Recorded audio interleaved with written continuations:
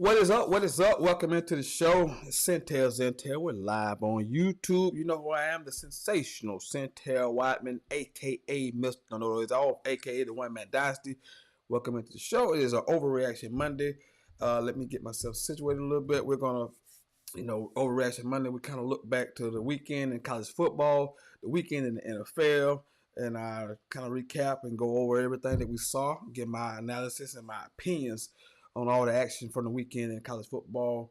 We'll do that, obviously. And I'll read your comments like I typically do. And it's not a Q&A show, but you can obviously ask questions if you choose to.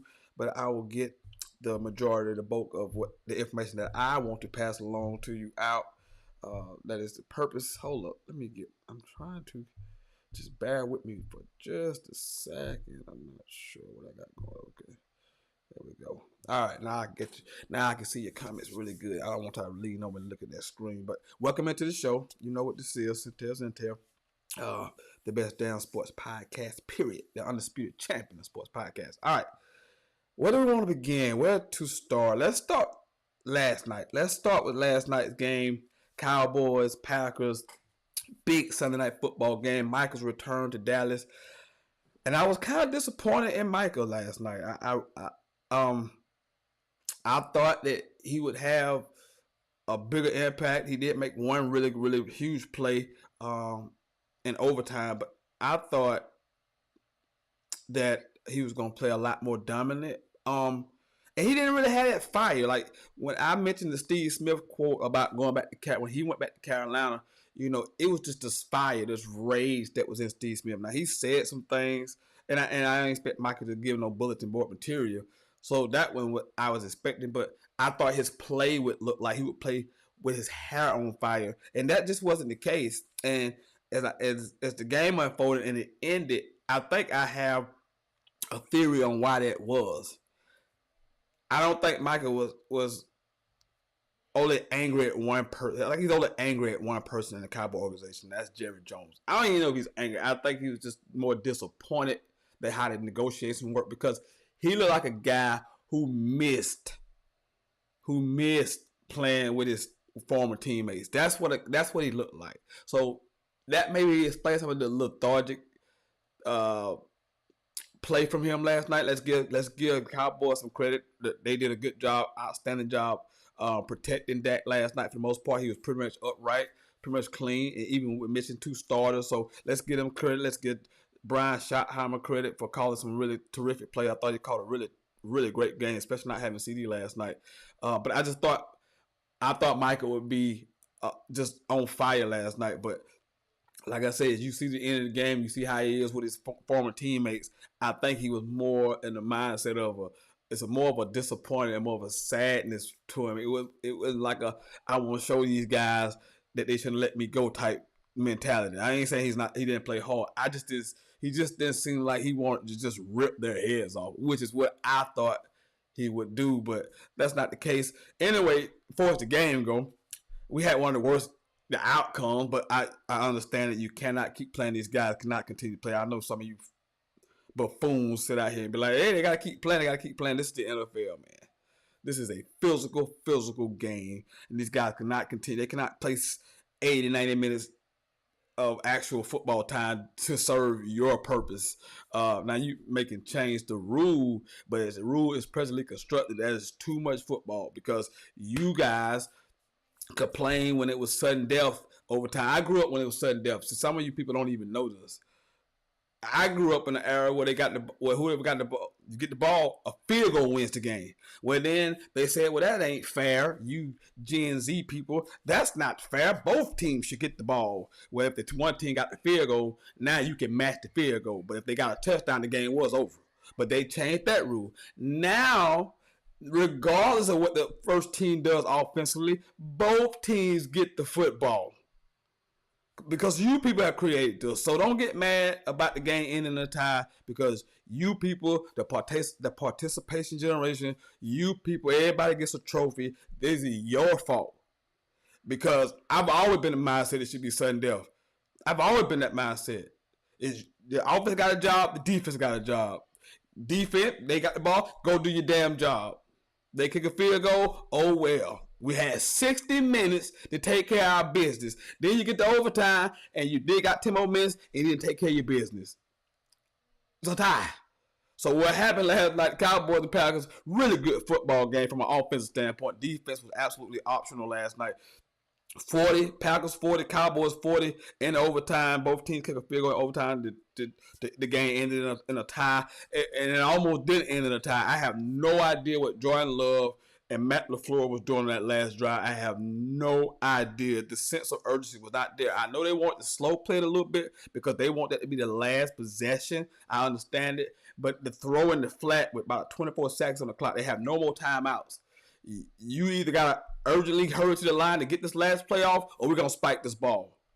They actually snapped that ball with 6 seconds. And I don't know what the clock operator in Dallas was doing. He had no idea what a home field advantage play clock meant. Because if that game was like most opposing play clocks, that would have ran out. And fortunately for Jordan Love, the ball bounced straight down.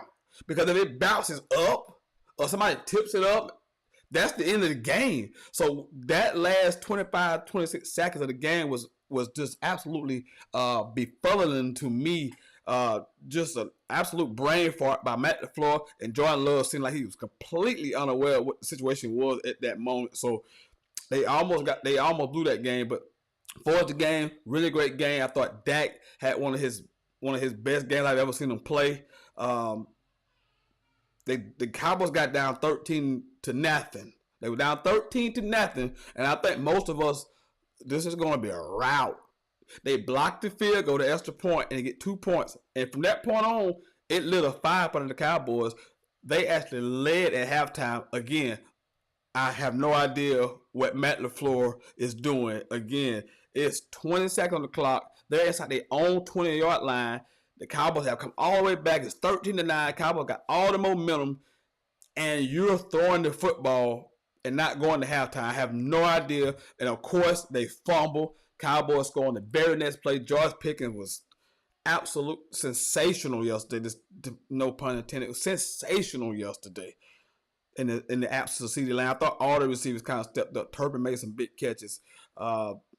Tolbert made a couple big catches. I thought they ran the ball with Javonte Williams. Even with the lineman out, they ran the ball. They did a good job of neutralizing Sean Gary. I didn't hear Sean Gary's name at all last night. Michael was neutralized for the most part. And that defense that the Packers had put out there for the first 3 weeks had been one of the best defenses in the league. And for the Cowboys to call them up. Remember, mind you, I told you during week 1, during the football game with the Cowboys and Eagles, I said this Cowboys offense is going to be a problem all year.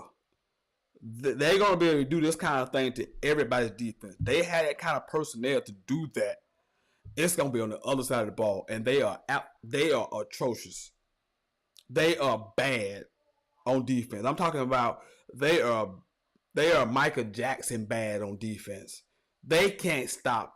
They bet on the run this year. They are bet on the run. They're probably middle of the pack against the run, which is an improvement. But they can't stop anybody in the passing game. They can't stop anybody in the passing game. I've never seen what I saw last night. I think maybe the first possession of the Packers drive,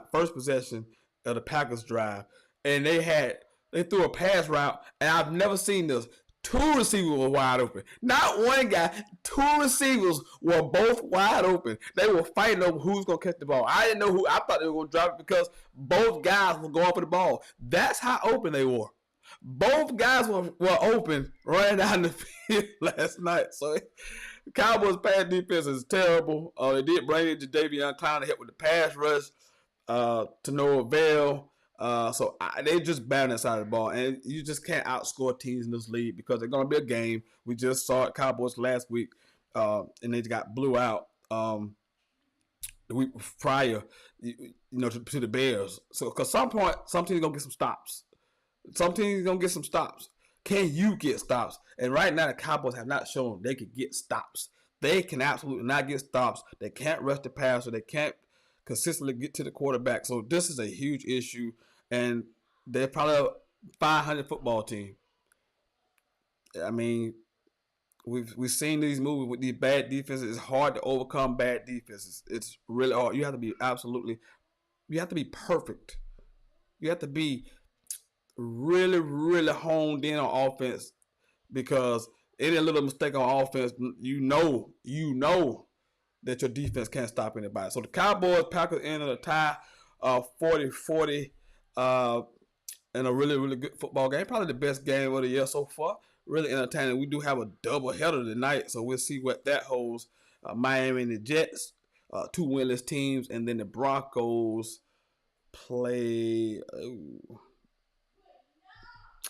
Broncos play the Bengals. So no Joe Burrow, obviously, for the Bengals. Do we want to go back to Saturday night? Let's go back to Saturday night and get to the college football games that we really care about. It was Bama going into Georgia and beating the Bulldogs 24-21. Kirby Smart is like 1-9 against back 1-9, some crazy number. I can't believe.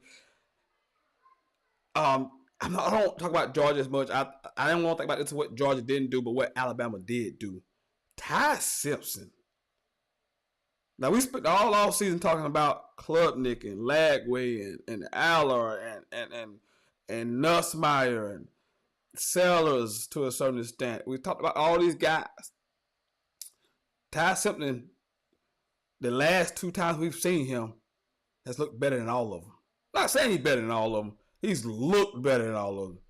It's a look. When you watch a quarterback play the game, the pre-snap, the mental, to know where to go, where everybody's at, the calm, the poise, he's showing that. When to run, when to take off.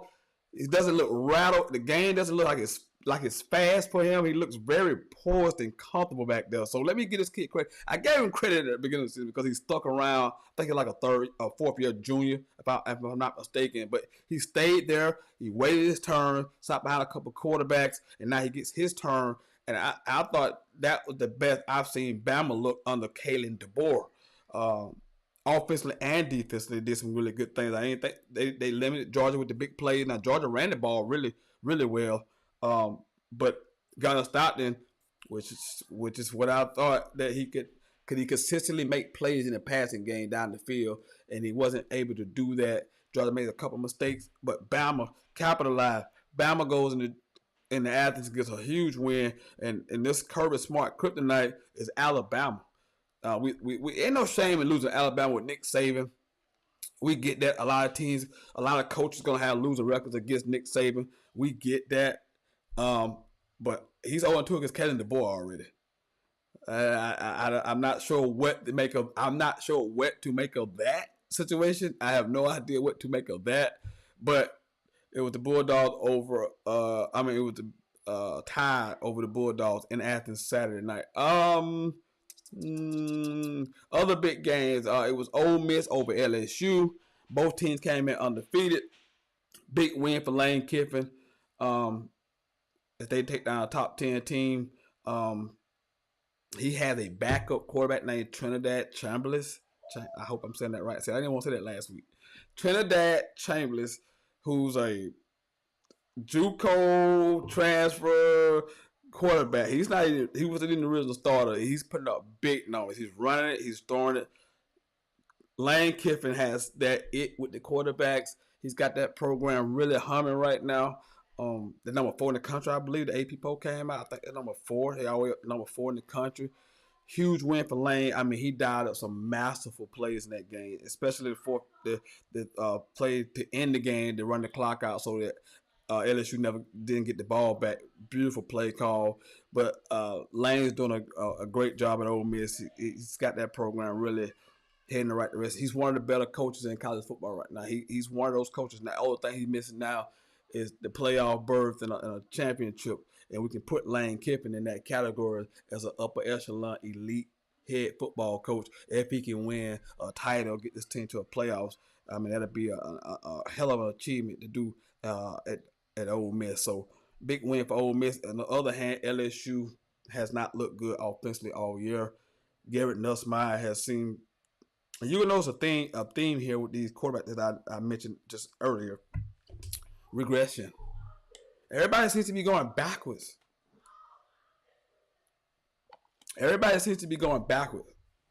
Nuss hasn't looked good. That offense hasn't looked good all year long. and they got receiving weapons. The running game hasn't been good, so maybe that is affecting the passing game. Absolutely could be affecting the passing game, but I haven't been impressed with Garrett Nussmeier at all this season. Have not been impressed at all. I think on most boards, he was #1 overall quarterback for a lot of people heading into the season. He has not played well at all. Let me see. Got a comment from Shaquille Rowe. Think that was a must-win for DeBoer for his sakes. Really impressed with what Bama has done to revamp their season. Right, I agree. After the first game against Florida State, they were ready. They were ready to run him out of town. They were talking about buyout money, and I mean, it's crazy. And I didn't really the win against Wisconsin. I didn't take that as like a turnaround point. I was like, Wisconsin is bad. Bad football team. But that win Saturday night against one of the best coaches that I truly believe is one of the best in the country. For Caleb DeBoer to go in there and get that win with how they looked in week 1, that's big kudos to him. Big shout out. That's big time football, man. Big time coaching going on in these type. You see it. You recognize what big time elite programs are doing. What big time elite coaching looks like. And he looked like a guy who was big time elite coaching. That's what it looks like. He schemed stuff up. They called the screenplay for the big 350-pound left tackle, Proctor. Got a first down. I mean, just creative stuff. But I think the job he's done with Ty Simpson is to be recognized.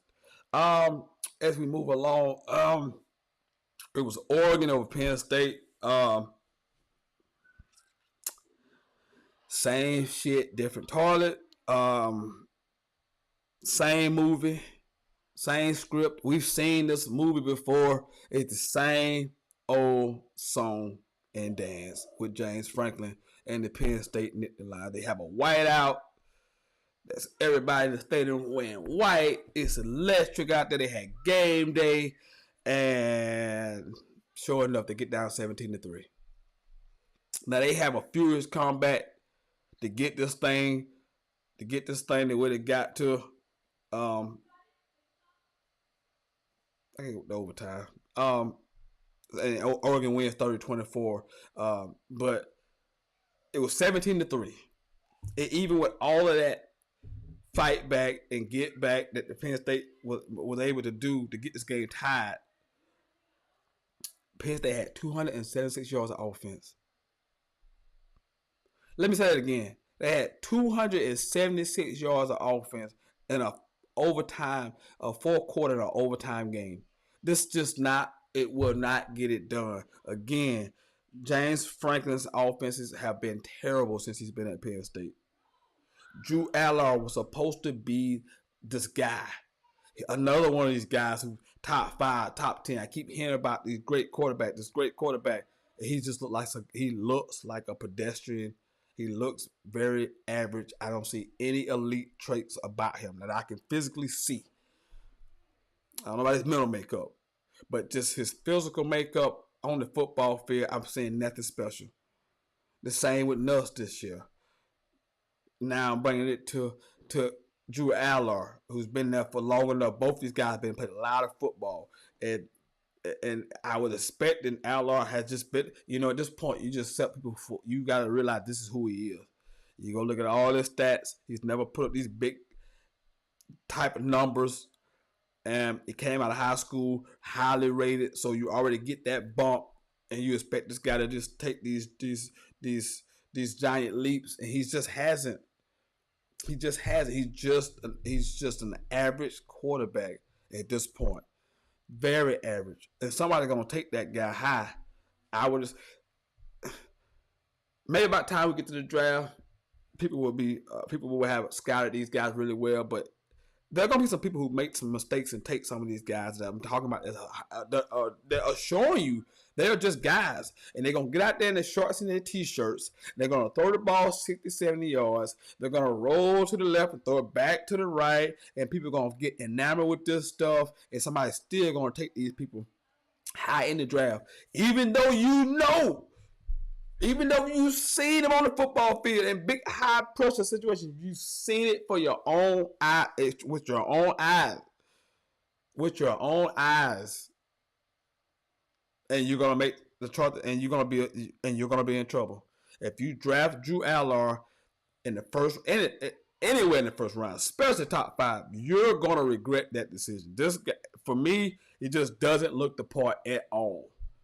James Franklin has been here 12 seasons. This offense is abysmal. I think he's now 4-21 against top 10 teams. So the combination of him, the offense not ever being really, really good, and I think he has an offensive background, if I'm not mistaken. He just hasn't got this offense, has always looked so pedestrian and so honest and explosive. And I thought they brought in 2 really good transfers that would help. So I don't know if it's the quarterback holding them back or the offensive system, but the offense is too vanilla. It is too predictable. It is too conservative to win a chip. You can have great defense. You can run the football. But if you think you're just going to run your way to a championship, we saw the Eagles do this. They basically did that. But the championship game, they had to throw the football. So that didn't even happen. You have to be able to throw the football consistently down the field. You have to be making explosive plays. You have to get chunk plays. You can't consistently get 14 and 15 play drives. You just can't do it. You just can't do it. So Oregon beats Penn State. This is one of them games where at the beginning of the season I had a half against Penn State. I said they should win. I told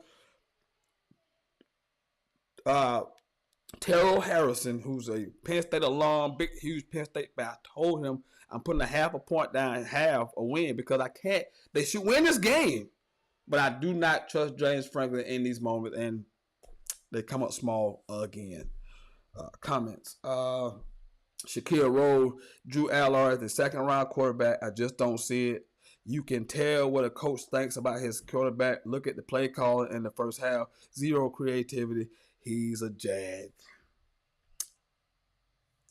He's a jag. And if you just tuning into this program and you haven't not watched for the last 9 years and you don't know what a jag is, let me tell you what a jag is. A jag. J-A-G. Just another guy. And that's what he looks like. That's what Nuss looks like right now. All the guys look just like guys. Nothing franchise altering about those guys right now. Nothing.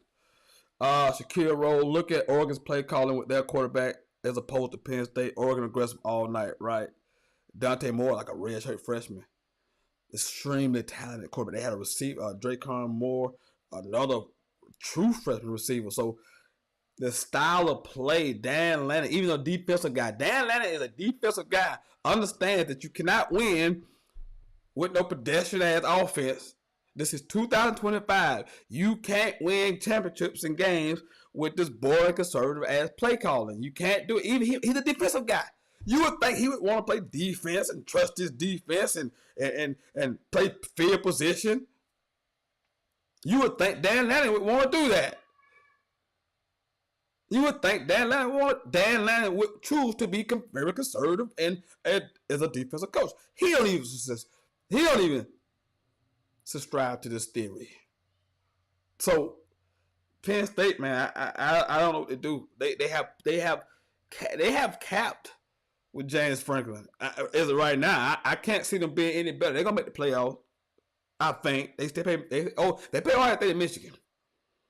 They damn well probably gonna lose to Ohio State. They don't beat Ohio State, and the Michigan game be a toss up. So, we shall see. Mr. KDD, college football and the NFL are both filled with jags like this.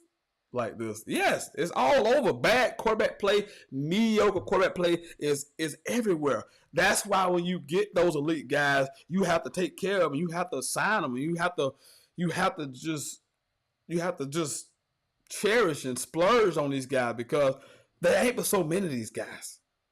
I tell you all the time, and people used to try to convince me that it's 15 really great quarterbacks in the NFL at one time. Like, no, absolutely not. There are 4 or 5 elite guys There are about another 4 guys that are good.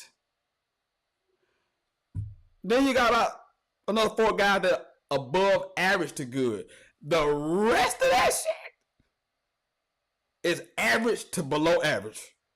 Week in and week out, you can turn your TV on, watch week in and week out, watch average to below average quarterback play.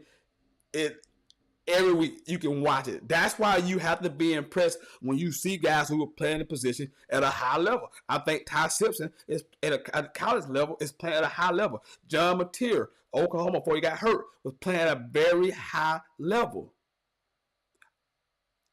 I think Lenore Sellers is starting to round himself into back to a high level. He's rounding himself, but he hasn't played well. We're gonna mention Ohio State in a minute. Julian Sand has been okay. He hasn't been great. He's been okay. Therefore, they're undefeated. He's doing what they're asking him to do, which is cool. The kid at A&M, I mentioned, because A&M won their top 10 team. They beat Auburn 16-10. So the scores alone tell you who's having great quarterback play, who has really good offenses out here. And there ain't a whole lot of people doing it. I mean, you got to get, like I say, Lane got the backup quarterback out here putting up numbers. Lane had the backup producing. And you got 4th and 5th year quarterbacks that have been in systems for 3 years or more out here putting up this doo-doo ass stat lines. Putting up these mediocre stat lines you possibly can be. When you throw for 100 yards in football nowadays, as a quarterback, you should be embarrassed. If you throw for 100 yards as a quarterback in a full game, you should be embarrassed in any level of football. The game is geared toward offenses. It's geared for a quarterback play. It is geared for the offenses to shine. And I'm seeing way too many of these guys 100 yards, 200 yards on 34 attempts. Like, that is crazy. So you said a lot. You're right, Mr. KDD. There is a lot of bad quarterback play in the NFL and college football right now. It's just bad all the way around. And you have just a handful of guys that are week in, week out, you're going to get from. And you just don't have that many of these guys. This is why teams reach for quarterbacks and over prioritize quarterback, because you have to have one of these guys to really be really elite. You have to. Mediocre quarterback play is going to be hard to overcome in today's NFL or college football. It is. Teams are equipped to score a lot of points. So, but if you're looking at these scores, you can see that the quarterback play is just not. It's just not been at the part of this season. All these quarterbacks that we look forward to going through this season have not played well at all. Arch, Cade, DJ, Nuss, Drew Allard, we mentioned him. Who am I? Lenore Sellers he's been banged up, so I want to give him a little grace. He hasn't been the jump that we thought he was going to make. He hasn't made that leap yet. Now, Carolina did win Saturday. 35-13 over Kentucky. I think that's their third straight win. There was a point they couldn't beat. Kentucky had beaten like 5 straight years. Now the Gamecocks have won 3 straight. But yeah, I'm looking at the quarterback landscape in the NFL and college, and I'm just not seeing a lot of great quarterback play.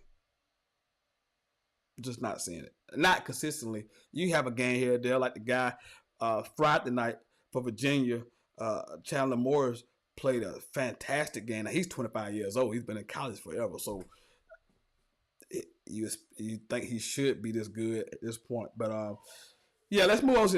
Let's transition. Yeah, give me a second. We'll go to the NFL scores this weekend as I read your comments as well. Let's get to the NFL. It was the Steelers over the Vikings 24-21. Aaron Rodgers. Last week, bad game. This week, good game. What did I tell you?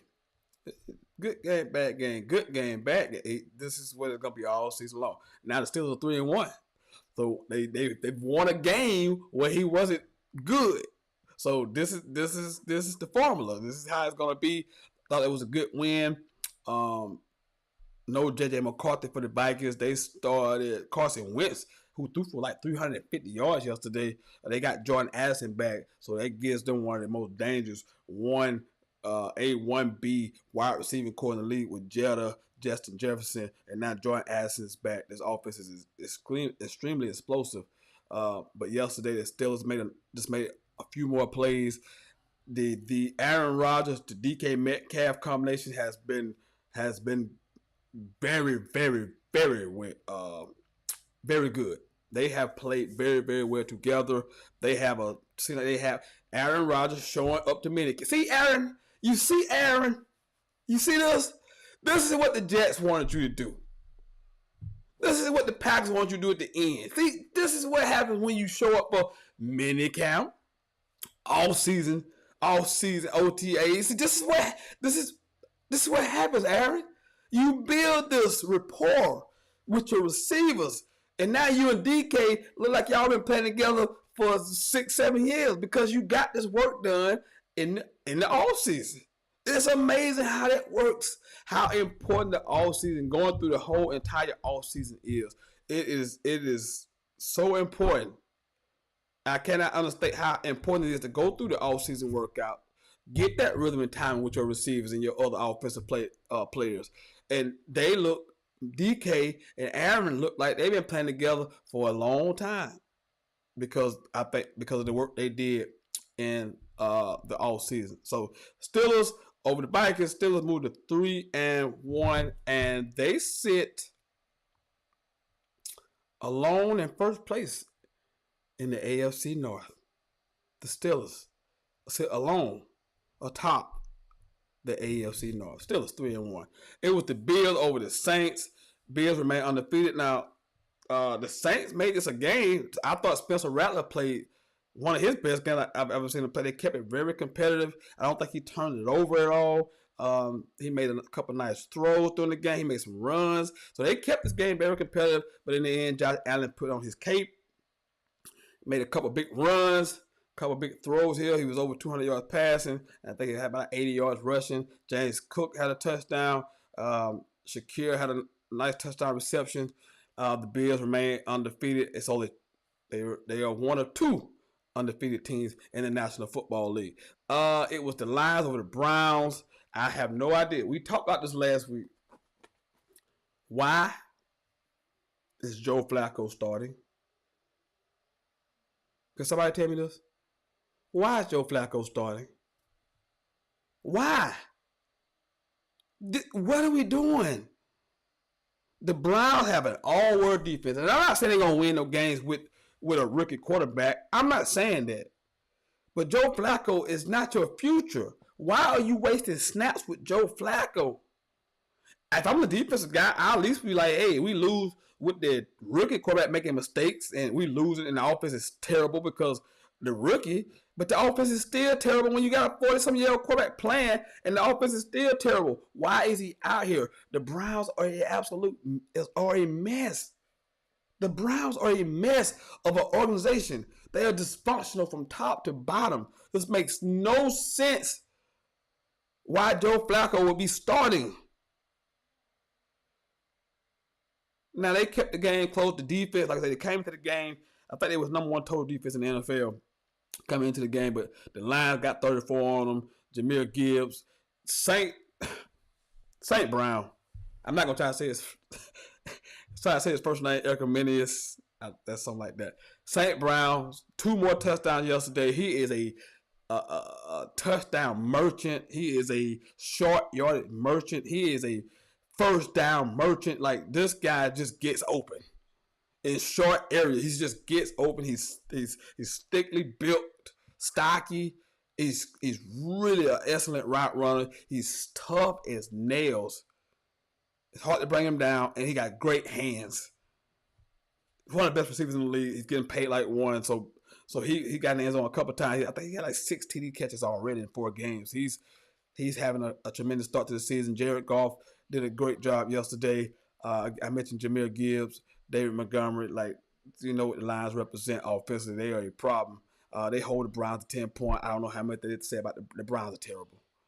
But I do like Aiden Hutchinson. Aiden Hutchinson is coming out that injury, but he looks like he's 100%. He got 4 sacks on the season and 2 forced fumbles, so he's been really, really good at returning from the injury. Lions 34, Browns 10. It was the Falcons over the Commanders 34-27. Hey, damn it, I asked for this last week, Michael Penix Jr. I asked for this last week when you got shut out by the Carolina freaking Panthers. And then you go do that yesterday. Put up 34 points, throw for 300 yards, over 76% completion ratio. All your big targets got involved. London got a touchdown. Kyle Pitts got it in zone. And I told you after week 1, Bijan Robinson is a top 3 running back in this league. Let's not make no mistake about this. Not only is he the top 3 running back in the league, he's one of the top 5 best offensive players in the league. He can beat you from anywhere on the football field. He catches it. He can run it. He can run it outside. He can run it. And he is smooth as butter. Smooth as silk. I love to watch Bijan Robinson play football. He had over 100 yards receiving yesterday. He had over 80 yards rushing. So almost 200 yards from the scrimmage. So I always look at his stats from scrimmage because he's going to catch the football. He's going to catch out the backfield, and he's going to rush it. And then Algier came in. I think he had a rushing TD, maybe had 2. But the Falcons offense, this is the Falcons offense that I thought this is the one I thought was going to be a top 5 offense because the weapons are there. If Michael Penix Jr. is going to play the way he played yesterday, now the Commanders ain't a great defense, but they have the running game to where it should open up the passing game, and you should be able to just go out there.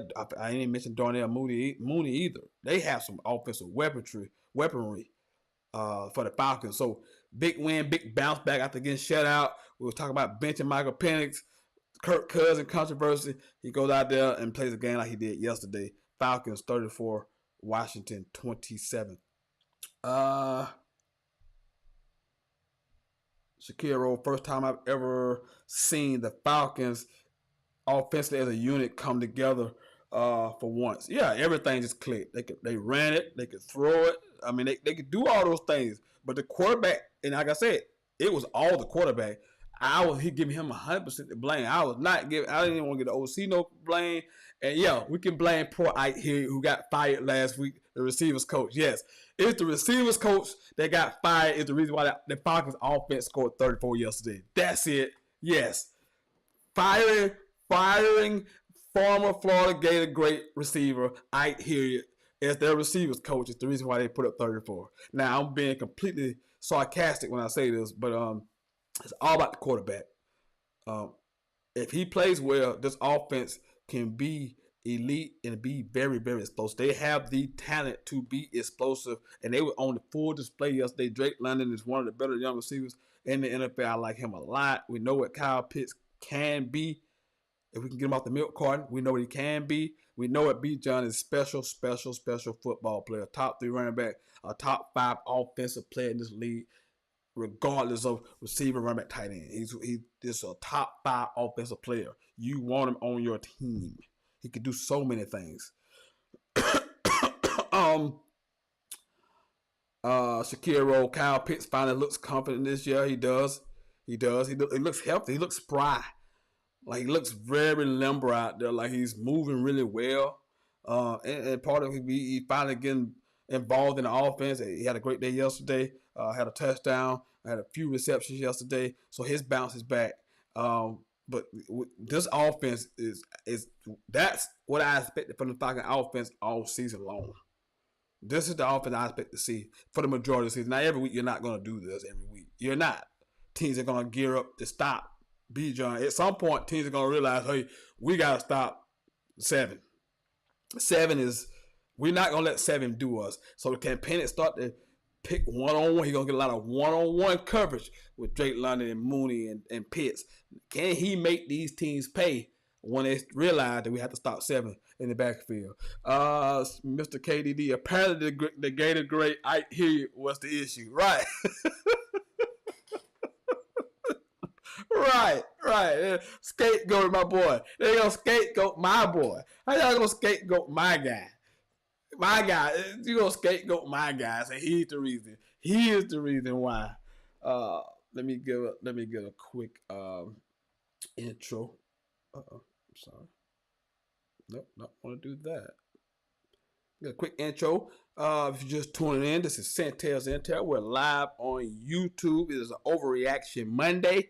If you're out there watching the podcast at this very moment, I want you to like, share. If you haven't subscribed, do so right now. This is Sentell. I'm your host, the sensational Sentell Whiteman, aka Mr. Know It All, aka the One Man Dynasty. Pull that back off. All right. Okay, we back. Okay. All right, let's move on. It was the Patriots 42. One of the more surprising games yesterday to me. After the Panthers had beat the Falcons 30-0 last week, I was thinking that the Panthers, silly me, I was thinking that the Panthers had turned the corner a little bit. And we're going to be competitive and compete the rest of the season and be a problem for some of these teams. Apparently not yesterday. Patriots 42, Panthers 13, and it wasn't really that close. The Panthers got 6 early, and I was thinking this may become a shootout. The Panthers answered that first Patriots touchdown, and then the wheels just fell off. I don't know what to make of the Panthers. This seems. These kind of performances doesn't look good for the coach. It's one thing to lose football games, but you're the third year with Bryce Young. You've been drafting these people, and you're losing games 42-13. That's not normal NFL football. These are professionals. These games are usually within 7 to 10 points, and even 10 are considered a blowout. If you ask NFL players, getting beat by 10 is a blowout. So I would think the Panthers would be a lot more competitive. So I'm extremely disappointed at the performance yesterday. The Pats, Drake May did some nice things. I thought their running game was run Stevens and Henderson. Travion Henderson ran the ball very well yesterday. So I thought the Pats did some nice things. They go to 2-2. But disappointed. Very disappointed, extremely disappointed in Bryce Young and the Carolina Panthers yesterday. That's all I can say. I was just disappointed in them. I thought they had turned this corner where they was going to compete and be in games all season long and be a competitive ops team, but they were down 42-6 yesterday. 42-6 against the Patriots. This ain't the Bills. The Lions, it's the Patriots with a second-year quarterback. So very disappointing performance. Shakiro, I don't understand the Panthers. As soon as I think they're gonna thrive, they revert back, and I don't understand the Panthers. I'm 100% with you. I don't understand. They have too many of these. They play really, really well and then really, really bad. It's not ever good, consistently good. It's always either really, really well or really, really bad. And I don't know what to make of that. That seems like a coaching issue to me. But I was extremely disappointed with the Panthers yesterday because I was not expecting that. I thought that they would go up there and be very competitive, make this a game, and they didn't. They absolutely did not. Terrible performance from the Panthers yesterday. It was the Giants over the Chargers. Big win for the G-Men. Jackson Dart looked good. He played with a lot of confidence. He took the opening drive down the field for a touchdown. Blah, blah, blah. All that excitement, all that energy that was in MetLife, and that they may have found their franchise quarterback and all of that. But they lost one of the best young offensive football players in the National Football League for the season. Malik Neighbors tore his ACL during the football game. He's out for the season, obviously. And whatever excitement that you had about Jackson Dart yesterday, whatever excitement you had about the Giants as a Giants fan moving forward, they do get the win. They beat the Chargers, who were undefeated. They get their first win. And you're thinking, hey, that got a chance to spark something. Maybe we could win a few more games than we thought we was going to win. Now you take Malik Neighbors from that equation. That makes Jackson Dart's job even harder as a rookie. You have some guys offensively. You don't have anyone remotely close to what Malik Neighbors is.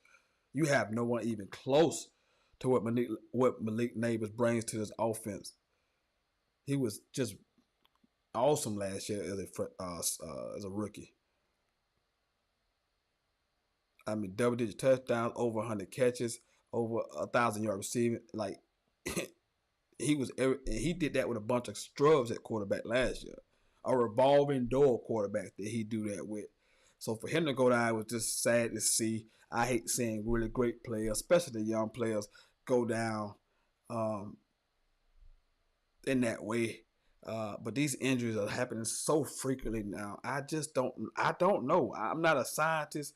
I'm not a doctor. I don't pretend to be one. But we didn't have these injuries as frequently as I'm seeing these injuries now. The Achilles tear and the ACL. We've seen so much more of those that I can ever remember. I'm 43 years old. I just don't remember seeing as many of these injuries as we do. You can have theories as to why. Especially basketball. I think these guys play way too much basketball. I think they play way too much basketball. They play way too much basketball. They play all season. They play and do like I think they play way too much basketball. And I think sports also being specialized as much as it's being specialized also hurts it. Because we grew up we play all the sports. Most of the sports you played. You didn't just play one sport.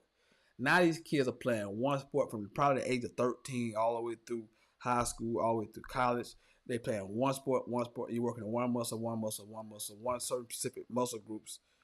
And that could be something to do with it to me. I don't blame the field turf at all. I don't think that's a very valid thing.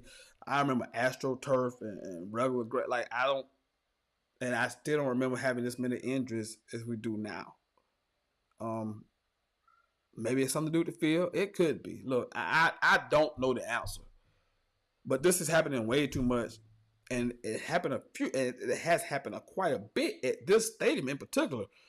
Nick Bosa, 2020, got hurt on the same field, and there's been countless others who have got hurt on the same field. But I just hate to see that. I really like Malik. I really like to watch Malik Neighbors play football. He's an outstanding receiver. He goes down. But the Giants do get the win, 21-18 over the Chargers, who dropped to 3-1. It was the Rams over the Colts in a real good game. The Colts were undefeated. The Rams beat the Colts 27-20. Puka Nacua. Ladies and gentlemen, if you don't know, you should know. If you don't know who this is, you should know who this is. Because he's been balling since he got in the league. His rookie year was great. He backed that up last year with a really good season, and now he's off to a tremendous start. This man had over 40 receptions in 4 games. Yesterday, he went for 13 catches, 170 yards, and a touchdown. Combine that with the fact that they got Devontae Adams on the other side, so it's really hard to double Puka because Devontae is still good enough to where he can beat one-on-one coverage. He's not at that point where he can't beat one-on-one coverage. He can make you pay.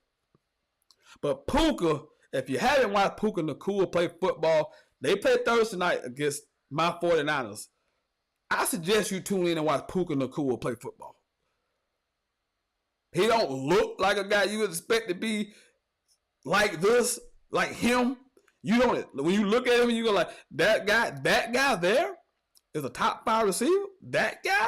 Yes. That guy is the top 5 receiver. He is a dog. He makes tough catches. He can run the vertical routes. He can run the whole route tree. He's tough. He catches passes underneath. He takes the big hits. He runs the whole route tree. He ain't no pretty boy diva receiver. This is a physical, strong kid. A dog. I thought the Rams did a great job. They forced some turnovers from Danny Dimes, from Indiana Jones. He had all those great things. He had played well. John Taylor been spectacular so far this season. And the Rams just did enough. The receiver for the Colts had a chance to score a touchdown that could have changed the outcome of this game. He tried to celebrate, fumbles the ball before he gets to the end zone. It goes into the end zone, touchback, and the Rams hang on. But I thought Puka was just great yesterday. 13 for 170. And Thursday night, Rams, Niners, both teams 3-1. First place on the line in the division. Should be a awesome matchup Thursday. Amazon Prime plug. I need some money. Amazon Prime plug. Secure roll. I think Puka is in the top 5 territory. Can't ignore it anymore. He's that elite. He's out producing both AJ and Devontae. Hey, we're gonna get to that. We're gonna get to that. We're gonna get to that. Do I have that down here? I don't even have. Okay, I gotta get that score. I don't have it down here. But we can talk about that in just a second. Mr. KD, the NFL should really ban turf. It will cost a little more maintaining, but better off for the players. The turf at Met has caused way too many injuries. So we do have a guy who believes it is the field turf. Like I say, I don't know where I stand with that. I don't know enough. I don't know enough as a player. I listened to Chad talk about it. He said he don't think it's the field. Unc says that it could possibly be the field. I don't know. I just see these guys getting hurt. They're just getting hurt way too much than it used to be, and it's kind of crazy. Yeah, I didn't put down the Bucks score. That Bucks Eagles game yesterday was the only game with undefeated teams. I should have thought that was one of the games. First game I should have jumped on here with. And I can't believe I missed it. The Bucks and Eagles yesterday. Both teams ended the game 3-0. Eagles win the game 31-25, but that's not the story. That's not the story. The story is, once again, Jalen Hurts. And see, people come for me. People come for me when you have a good game. People come for me. And see, Sentell, see? You see Stomp? My nickname. You see? He can do that.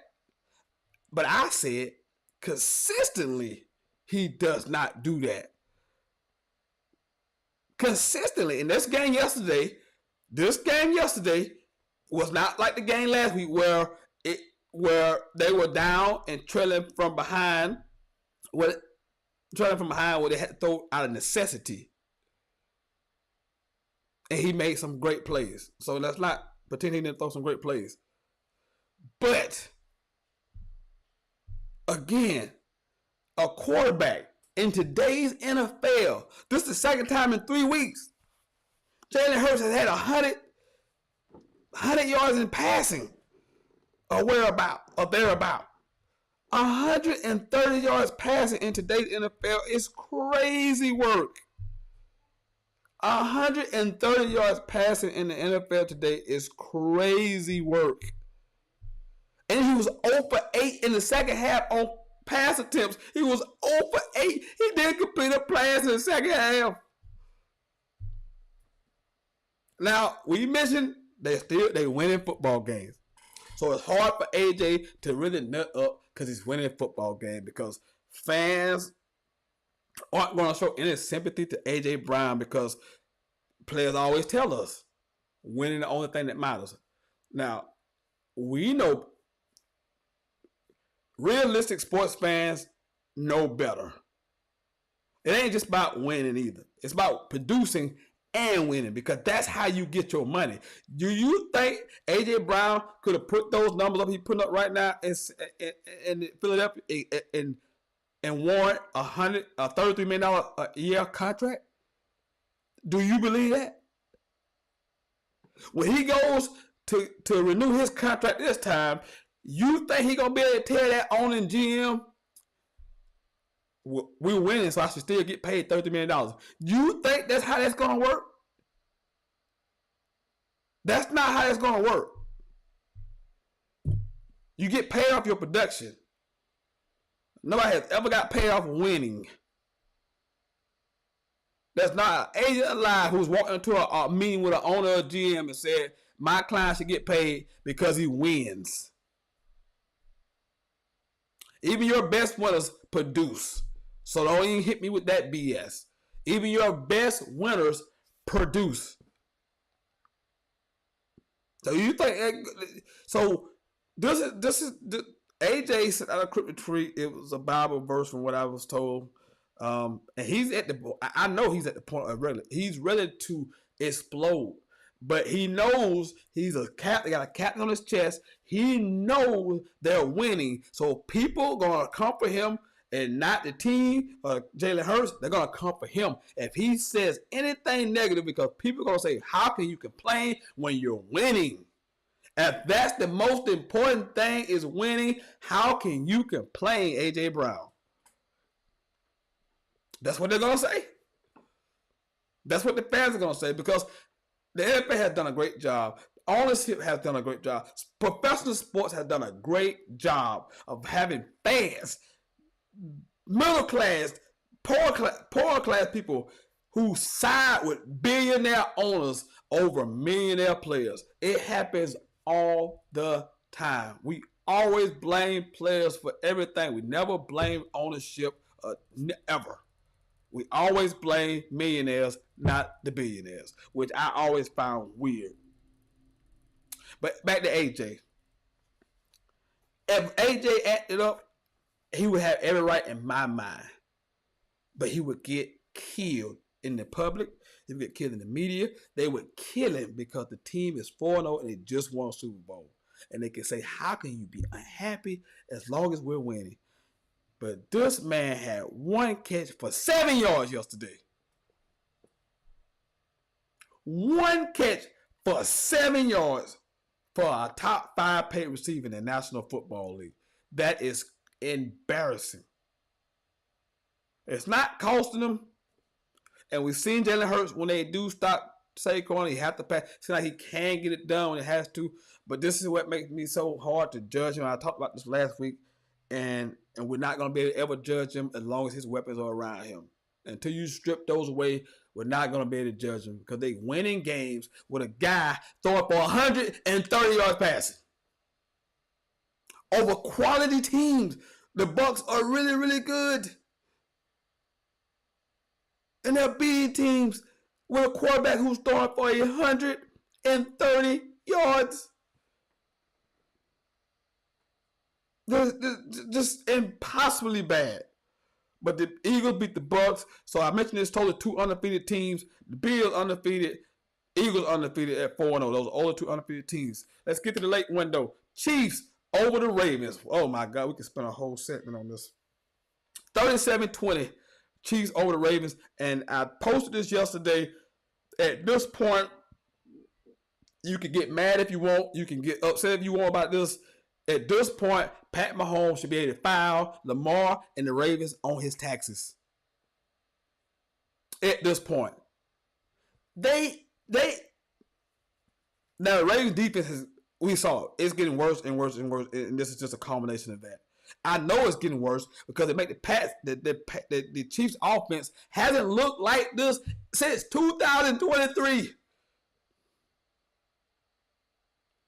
Pat Mahomes hasn't thrown 4 TD passes since 2023. They haven't put up, I think correctly. They haven't put up 30 plus points in regular season since 2023. The Ravens defense is atrocious. They played the Bills. Now these are the better teams. But these are the teams that we expect that they have to beat if they want to get to the ultimate goal. And we'll talk about the window in just a second. The window is closing. We'll talk about that in just a second.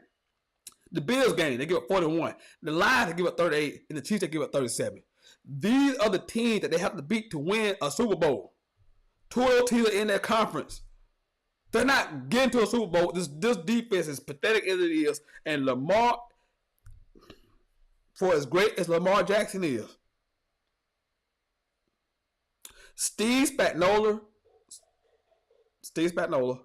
and this Chiefs team has his number. You can call it what you want to call it. I think he's 1-5 now, 1-6 against Pat Mahomes. And he doesn't look even remotely similar to the Lamar Jackson that we see week in and week out against everybody else. You can sugarcoat it, you can put it however you want to put it. He does not remotely look close to anything like Lamar Jackson when he plays against the Kansas City Chiefs. He turns the ball over at a more alarming rate. 2 turnovers yesterday in that game. So the combination of this defense, the fact that they can't seem to beat these elite teams when it matters, they're not going to a Super Bowl. They're not getting to a Super Bowl. They're definitely not winning a Super Bowl. As presently constructed, this window of this Ravens team is pretty much closed. They're 1-3. Man, I think they play the Texans this week, I want to say. And that's a really great defense. And they got enough offense, and this Ravens defense so bad, they can make C.J. Stroud and that offense look good. Even though he played a little bit better yesterday. Texans did get a win yesterday. I didn't mention that. The Texans won yesterday. They got their first win yesterday.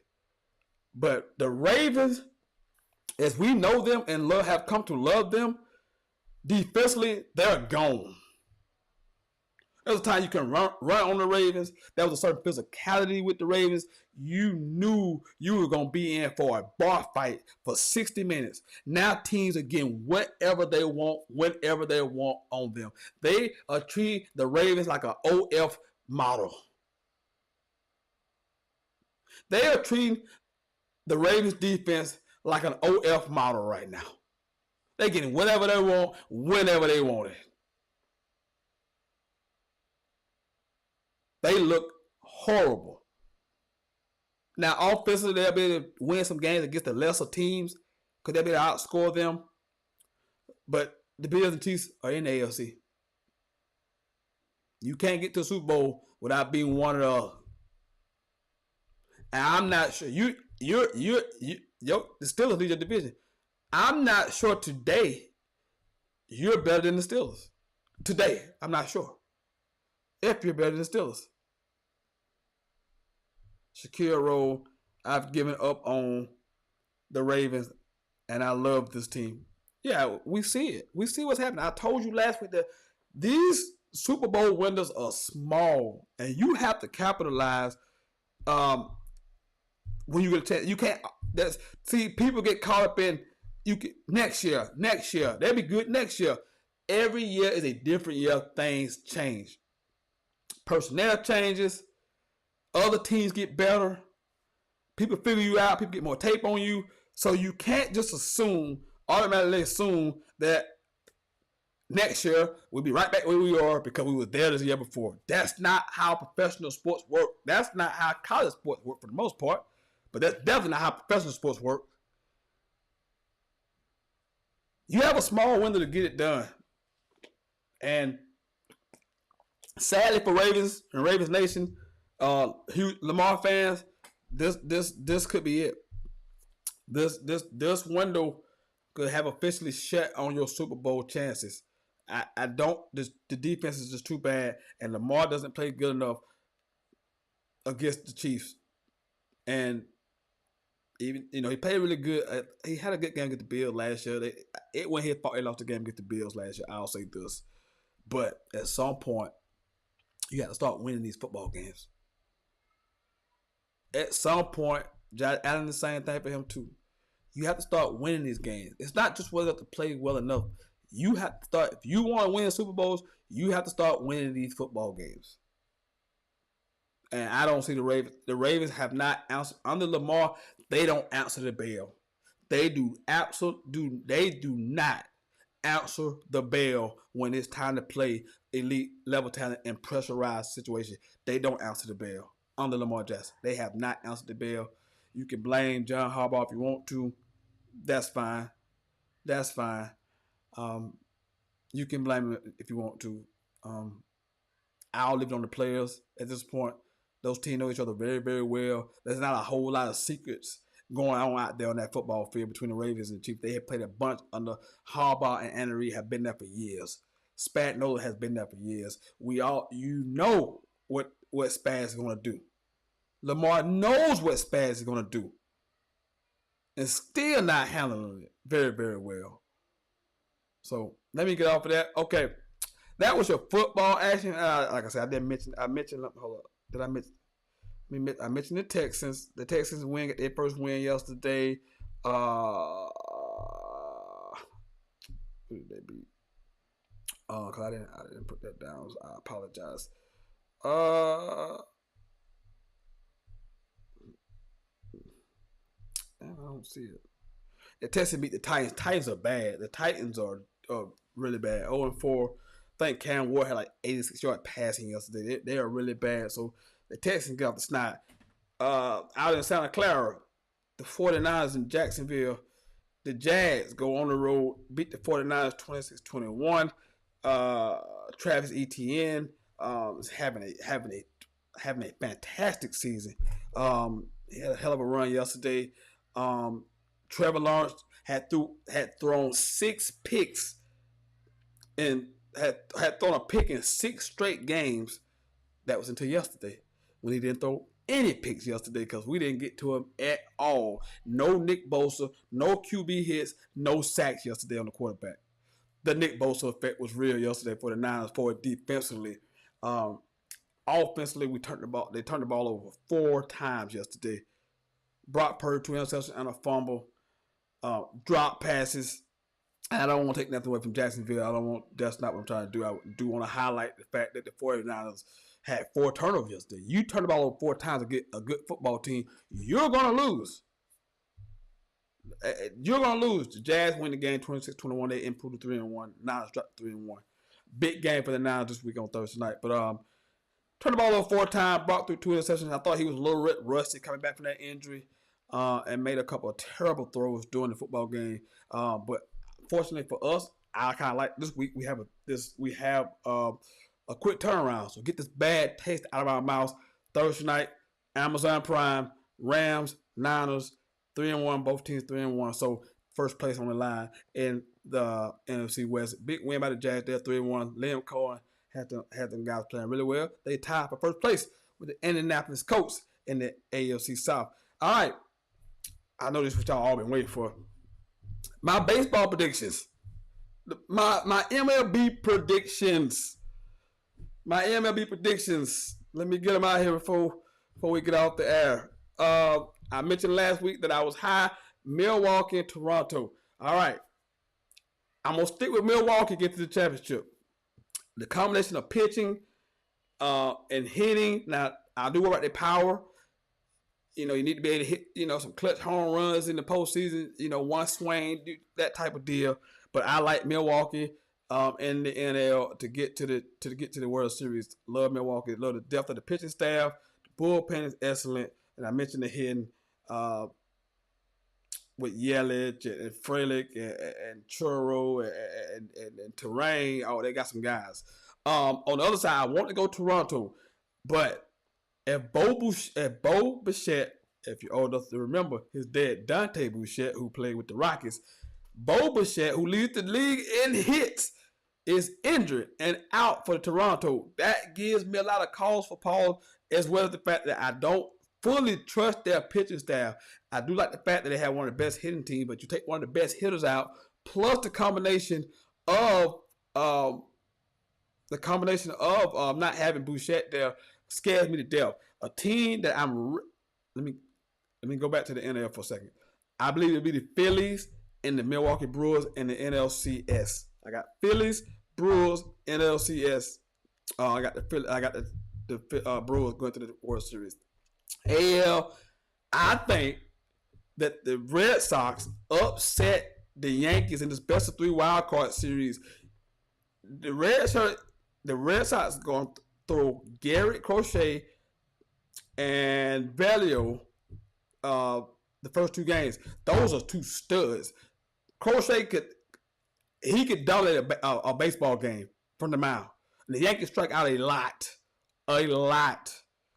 This is a bad matchup for the Yankees in my eyes. I know a lot of teams think the Yankees can get to the championship, and they have a lot that can. They strike out a lot. I just like the top 2 pitchers a little bit better for the Red Sox than I like the Yankees. Even though Fried and Rodon, but Fried has not, outside of that one start for Atlanta years ago in the World Series, Fried has not been really great in the postseason. Rodon hasn't either. I got the Red Sox upsetting the Yankees in that first round series. And with that, I think I got the Red Sox and Toronto in the ALCS. And I'm going to take, I hope about at that time the Bobby should be back. I'm going to take,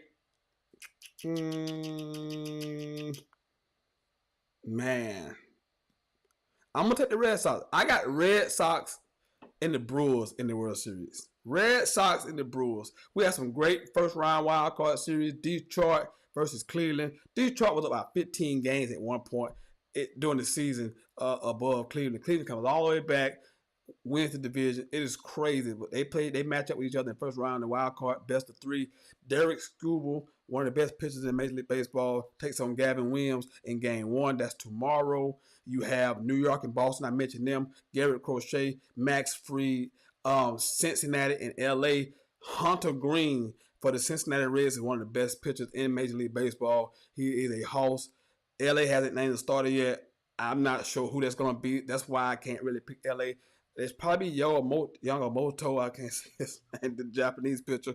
Probably will start for LA. He's been really good. But outside of that, I don't like LA's pitching staff. Now, they play at the plate. They're really great. The Padres, Cubs, Nick Pivetta, Matthew Boyd should be a good series. I like the Padres over the Cubs in that series. I still favor LA over Cincinnati. And then Seattle and Toronto. Seattle with the number 2 seed. Toronto with the number 1 seed in the AL. And then the Phillies with the number 2 seed. And then Milwaukee with the number 1 seed in the National League. So I got Milwaukee and the Phillies actually in the NLCS. And then I got, I got Boston over the Yankees. I'm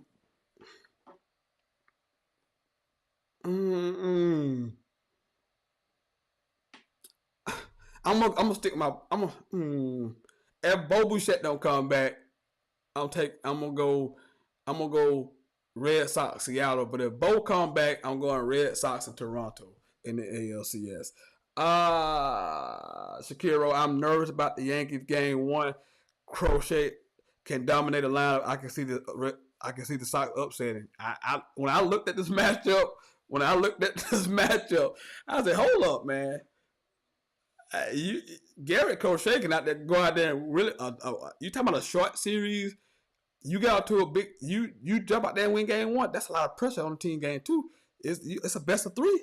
So that's a lot of pressure. So I do got the Red Sox upsetting the Yankees in this first round series. I think they win game 1 and then they upset them. But I'm Milwaukee. I feel really comfortable about, and I think the Phillies are playing really good. If they had Wheeler to go along with Ranger Suarez and the other, I can never think, Lazaro, I think it is. They had him, I would pick the Phillies. And I wouldn't be surprised if the Phillies win. I'm just taking Milwaukee. I just like the combination of the depth of the pitching. I like the hitting. Now, like I said, they don't have the power, so that could be concerning. But if the Phillies had Wheeler, I would lean more toward the Phillies. I just don't think they got enough guys outside of Ranger and the Lazaro. Nola looked good his last start, but he hasn't been really good. He hasn't been sharp all season. So give me Milwaukee. A is a little bit tough. A is a little bit more tougher for me. I do like Boston. I would want to say Toronto But that Bichette injury is really, really scaring me.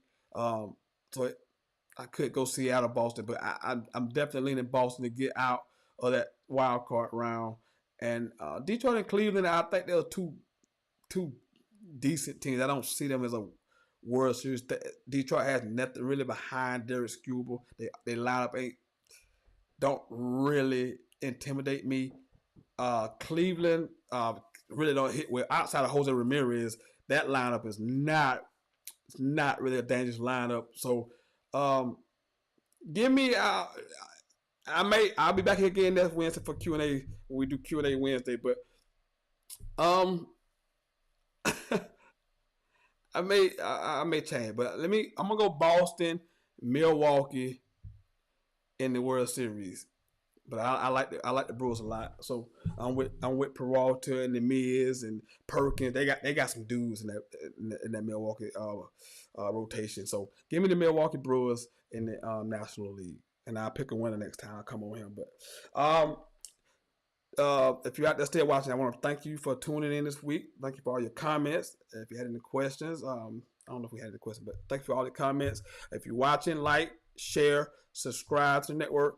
Go on Facebook, share on your Facebook page, share on your Instagram page, wherever you can share the podcast that, be sure to do so. I want to thank you guys for tuning in. It's been a great show. Ovrreaction Monday. Got some doubleheader football. We got Miami and the Jets have already probably kicked off. So I'm going to get out of here. And then you got the Broncos and Bengals for the nightcap. So a doubleheader on Monday Night Football. Enjoy your football. And I will see you guys next Wednesday for Q&A Wednesday right here on Sentell, the best damn sports podcast, period. I have been your host, the sensational Sentell Whiteman, a.k.a. Mr. Noise Off, a.k.a. the One Man Dynasty. Thank you guys. Appreciate you. I will see you next Wednesday. I'm out.